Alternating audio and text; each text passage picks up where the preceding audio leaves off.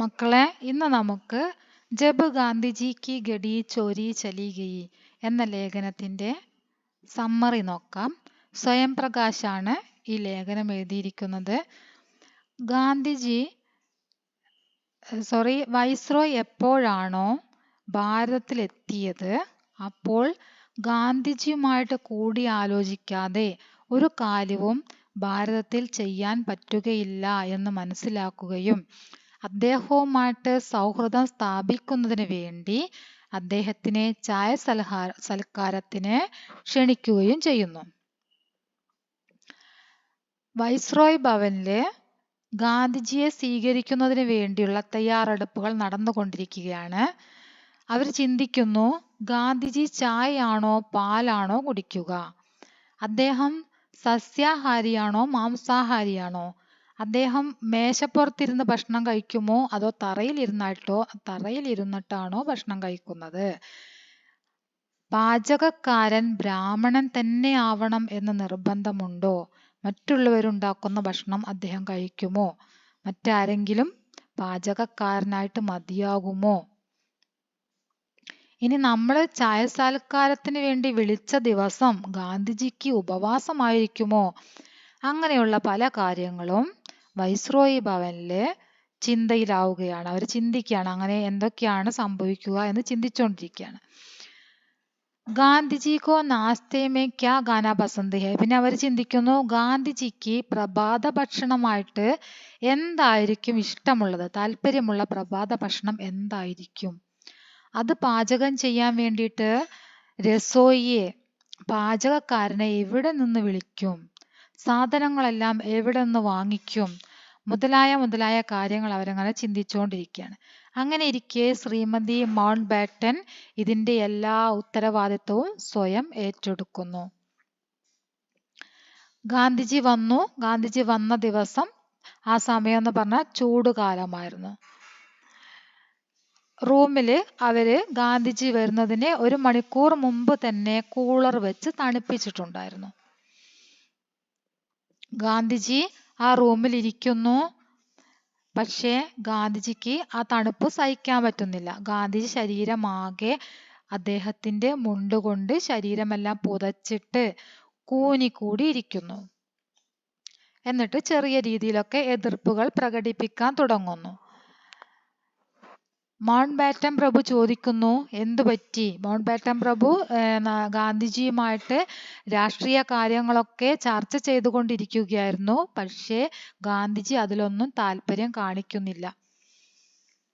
എന്തു പറ്റി എന്ന് ചോദിച്ചപ്പോൾ കൂളർ ഓഫാക്കാൻ വേണ്ടിയാണ് ഗാന്ധിജി പറഞ്ഞത്. തണുപ്പ് സഹിക്കാൻ പറ്റുന്നില്ല, അതുകൊണ്ട് കൂളർ ഓഫാക്കാൻ വേണ്ടി പറയുന്നു. അങ്ങനെ വൈസ്രോയ്ക്ക് പ്രതാപം കാണിക്കാനുള്ള ആദ്യത്തെ അവസരം തന്നെ നഷ്ടപ്പെടുന്നു.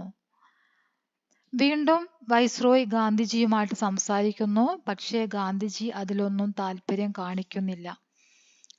വീണ്ടും വൈസ്രോയ് ചോദിക്കുന്നു, എന്താണ് കാരണം, എന്ത് പറ്റിയെന്ന് ചോദിക്കുന്നു.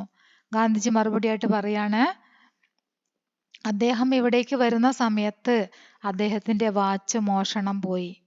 വഴിയിൽ വെച്ചിട്ട് ട്രെയിനിൽ ആരോ ആ വാച്ച് മോഷ്ടിക്കുകയായിരുന്നു.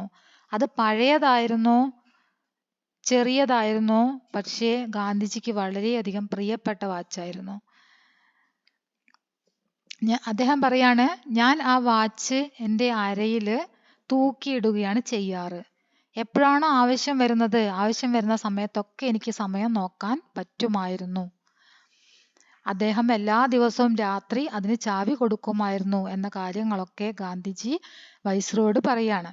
വളരെയധികം ദുഃഖം ഗാന്ധിജി പ്രകടിപ്പിക്കുന്നു. വൈസ്രോയും കൂടെ തന്നെ ദുഃഖം പ്രകടിപ്പിക്കുന്നു.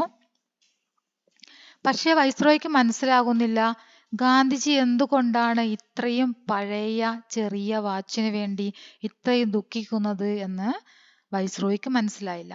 വൈസ്രോയ് ചിന്തിക്കുകയാണ്, ഒരു പുതിയ വാച്ച് ഗാന്ധിജിക്ക് വേണ്ടി വാങ്ങിക്കൊടുത്താലോ. പക്ഷേ ഗാന്ധിജി അതൊട്ടും അംഗീകരിക്കാൻ സാധ്യതയില്ല എന്നും വൈസ്രോയ് മനസ്സിലാക്കുന്നു. പിന്നെ അദ്ദേഹം ചിന്തിക്കുകയാണ്, ഇത്രയും നല്ലൊരു വിരുന്നിന് ക്ഷണിച്ചിട്ട് ആ വിരുന്ന് ആസ്വദിക്കാതെ വാച്ച് പഴയതും ചെറിയതുമായിട്ടുള്ള വാച്ച് നഷ്ടപ്പെട്ടു എന്ന് പറഞ്ഞ് അതിൽ ദുഃഖിച്ചിരിക്കുന്ന ഈ മനുഷ്യൻ ഇത്രയും നല്ലൊരു അവസരം ആസ്വദിക്കാതെ ഇങ്ങനെ ചെയ്യുന്നത്, ആ ആസ്വാദനം നഷ്ടപ്പെടുത്തുന്നത് എന്തിനാണ് എന്ന് വൈസ്രോയിക്ക് മനസ്സിലായില്ല. അങ്ങനെ ഇരിക്കെ നാസ്തയുടെ സമയമായി, അതായത് പ്രഭാത ഭക്ഷണത്തിന്റെ സമയമായി. പ്രഭാത ഭക്ഷണത്തിന്റെ സമയമായപ്പോൾ ഗാന്ധിജിയെ പ്രഭാത ഭക്ഷണത്തിന് വേണ്ടി ക്ഷണിക്കുന്നു. ആ സമയത്ത് അദ്ദേഹം പറയുകയാണ്, നിങ്ങൾ കഴിച്ചോളൂ, എനിക്കുള്ള ഭക്ഷണം ഞാൻ കൊണ്ടുവന്നിട്ടുണ്ട്. ഒരു രാജാവ് ഭക്ഷണത്തിന് ക്ഷണിച്ച സമയത്ത് നിങ്ങൾ കഴിച്ചോളൂ, എനിക്കുള്ളത് ഞാൻ കൊണ്ടുവന്നിട്ടുണ്ട് എന്ന് പറയാൻ എത്ര പേർക്ക് ധൈര്യമുണ്ടായിരിക്കും? തബി ഗാന്ധിജി കെ സാത്ത് ഗയി ഉനിക്കി സഹയോഗി. ആ സമയത്ത് ഗാന്ധിജി പറഞ്ഞല്ലോ എനിക്കുള്ള ഭക്ഷണം ഞാൻ കൊണ്ടുവന്നിട്ടുണ്ട് എന്ന് പറഞ്ഞു. ആ സമയത്ത് ഗാന്ധിജിയുടെ കൂടെ ഉണ്ടായിരുന്ന സഹായി ഗാന്ധിജിക്ക് വേണ്ടി ഒരു പഴയ ഗദറിന്റെ സഞ്ചിയിൽ നിന്നും ഒരു ബോക്സും ഒരു സ്പൂണും എടുത്ത് നൽകുന്നു. ആ ബോക്സില് ആട്ടിൻ പാല് കൊണ്ടുണ്ടാക്കിയ തൈരായിരുന്നു അദ്ദേഹം കഴിക്കാൻ വേണ്ടി കൊണ്ടുവന്നത്. വെണ്ണ അല്ലെങ്കിൽ തൈര്. അദ്ദേഹത്തിന് വേണ്ടി ഉണ്ടായിരുന്ന ആ ചമ്മച്ച്, സ്പൂൺ ഉണ്ടല്ലോ, ആ സ്പൂണിന്റെ കൈപ്പിടി പൊട്ടിയതായിരുന്നു. അത് ഒരു മരക്കമ്പ് വെച്ചിട്ട് ഒരു ചരട് ഉപയോഗിച്ച് കെട്ടിവെച്ചിട്ടുണ്ടായിരുന്നു. കൈപ്പിടിക്ക് പകരമായിട്ടൊരു മരക്കമ്പ് വെച്ചിട്ട്, ചെറിയ മരക്കമ്പ് വെച്ച് ചരട് കൊണ്ട് ബന്ധിച്ചിട്ടുണ്ടായിരുന്നു. വൈസ്രോയും അദ്ദേഹത്തിന്റെ പത്നിയും ഗാന്ധിജിയെ തന്നെ നോക്കിക്കൊണ്ടു നിന്നു. ഇന്ന് ചിന്തിക്കുന്ന സമയത്ത് മനസ്സിലാകുന്നു, ഗാന്ധിജി ഇങ്ങനെയൊക്കെ പെരുമാറിയതിന് പിന്നിൽ കയി ബാത്തേം ചിപ്പി ഹുയി, പല കാര്യങ്ങളും മറഞ്ഞിരിക്കുന്നുണ്ട് എന്ന് ഇപ്പോൾ ചിന്തിക്കുമ്പോൾ മനസ്സിലാകുന്നു. രാജനീതിമേ അക്സർ കുച്ച് ബാത്തെ, രാഷ്ട്രീയത്തിൽ കുറച്ച് കാര്യങ്ങൾ പറയാതെ പറയുന്നുണ്ട്. റൂം കൂളർ ഓഫാക്കാൻ പറഞ്ഞതിന്റെ ഉദ്ദേശം തണുത്ത റൂമിൽ ഇരുന്നു കൊണ്ട് ഇന്ത്യ ഭരിക്കാൻ സാധിക്കില്ല എന്നാണ് അതിന്റെ അർത്ഥം. ഞങ്ങളുമായിട്ട് സംസാരിക്കണമെങ്കിൽ തുറന്ന സ്ഥലത്ത്, വെയിലിലേക്ക്, തുറന്ന മൈതാനത്തിലേക്ക് വരണം എന്നതായിരുന്നു റൂം കൂളർ ഓഫാക്കാൻ പറഞ്ഞതിന്റെ അർത്ഥം. അതുപോലെ തന്നെ വാച്ച് നഷ്ടപ്പെട്ടതിനെ കുറിച്ച് ഇവിടെ വളരെയധികം പെരുപ്പിച്ച് പറയുന്നുണ്ട്. അങ്ങനെ പറയാനുള്ള കാരണം, ഈ രാജ്യത്ത് ബ്രിട്ടീഷ് ഭരണത്തിനെ കുറിച്ച് വളരെയധികം പുകഴ്ത്തിപ്പാടുന്ന ഇവിടെ എൻ്റെ വാച്ച് പോലും സുരക്ഷിതമല്ല എന്നാണ് അദ്ദേഹം വാച്ച് പോയ കാര്യം വളരെയധികം പൊലിപ്പിച്ച് പറഞ്ഞതിന്റെ അർത്ഥം.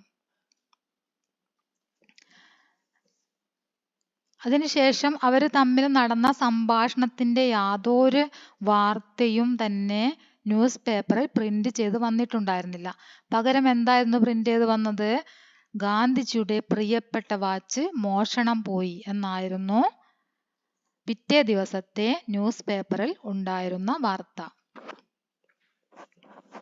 കുറച്ച് ദിവസത്തിന് ശേഷം വാച്ച് കട്ടെടുത്ത കള്ളൻ തന്നെ അത് സബർമതി ആശ്രമത്തിൽ തിരിച്ചു കൊണ്ട് ഏൽപ്പിക്കുകയും ചെയ്തു. അതിനുശേഷം നമ്മുടെ ഗാന്ധിജി ആട്ടിൻ പാല് കൊണ്ടുണ്ടാക്കിയ വെണ്ണയാണ് പ്രഭാത ഭക്ഷണമായിട്ട് കഴിക്കുന്നതായിട്ട് പറഞ്ഞത്. അതിന്റെ കാരണം ഇവിടെയുള്ള ജനങ്ങൾക്ക് കഴിക്കാനായിട്ട് ലഭിക്കുന്നത് ഇങ്ങനെയുള്ള സാധനങ്ങളാണ് എന്ന് കാണിക്കുക എന്നതായിരുന്നു. ഇവിടെയുള്ള ജനങ്ങൾ ദരിദ്രരാണ്, ഇവിടെയുള്ള ദരിദ്ര ജനങ്ങൾ ഇങ്ങനെയുള്ള വസ്തുക്കളാണ് ഭക്ഷിക്കുന്നത്. അതായത് അവരുടെ അധ്വാനത്തിന്റെ ഫലമാണ് അവര് ഭക്ഷിക്കുന്നത്. വളരെയധികം കഠിനാധ്വാനം ചെയ്തിട്ട് ആ അധ്വാനത്തിന്റെ ഫലമാണ് അവർ ഭക്ഷിക്കുന്നതെന്നും ബ്രിട്ടനെ പോലെയുള്ള സാമ്രാജ്യവാദികൾ മറ്റുള്ളവരുടെ കൊള്ള ആസ്വദിക്കുന്ന സമയത്ത് വളരെയധികം കഠിന പ്രയത്നം ചെയ്ത് ലഭിക്കുന്ന ഫലമാണ് അവര് ഭക്ഷിക്കുന്നത് എന്ന് കാണിക്കുക എന്നതാണ് അതിന്റെ അർത്ഥം. ഗാന്ധിജി കാ ഏക് മസേദാർ കിസ്സ, ഗാന്ധിജിയുടെ ഈ രസകരമായിട്ടുള്ള കഥ ലേപ്പിയർ ഓർ കൗലിൻ കി പുസ്തക് ഫ്രീഡം അറ്റ് മിഡ് നൈറ്റ് എന്ന പുസ്തകത്തിൽ ഈ കഥ പറയുന്നുണ്ട്. ആ ബുക്ക് എവിടെ നിന്നെങ്കിലും ലഭിക്കുകയാണെങ്കിൽ നിങ്ങളും വായിക്കണം എന്നാണ് പറഞ്ഞത്. ഓക്കെ, അപ്പൊ ഇത്രയാണ് ഇതിന്റെ സമ്മറി.